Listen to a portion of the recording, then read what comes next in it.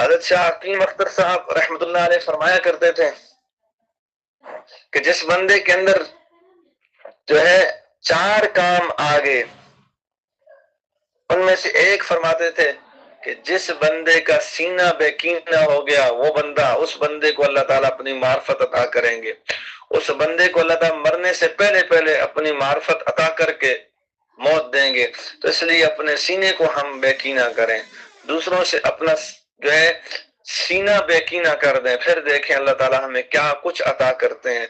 افسوس ہے آج ہم مسجد مدرسے میں پڑھنے والے دینی مدارس میں پڑھانے والے پڑھنے والے، ہماری حالت یہ ایک دوسرے سے کینہ، دلوں میں بغض، عداوت، دوسروں کو نیچا دکھانے کا کام ہمارے اندر سب سے زیادہ ہے.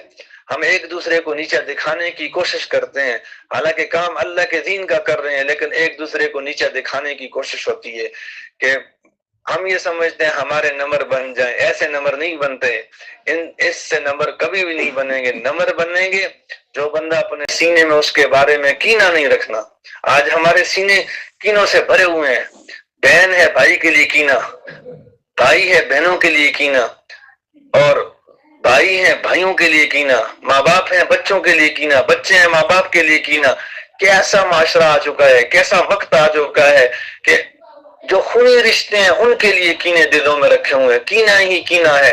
اس کینے کی بیماری کو ختم کرنے کا سب سے بہترین طریقہ یہ ہے کہ انسان دوسرے کے لیے اپنے سینے کو پاک کر دے، صاف کر دے، اس دوسرے کو اپنے سے اچھا سمجھے، اور جب بھی ایسا معاملہ آئے تو دوسرے کے لیے دعا کرے، اس کو ہدیہ دے، تاکہ دل سے کینے کی بیماری ختم ہو، دوسرے کے لیے دل سے جو ہے کینہ ختم ہو. آج یقین کریں ہمارے جو مدارس ہیں، چاہے بنات کے ہیں چاہے بنین کے ہیں، ایسے دوسروں کے بارے میں کینے.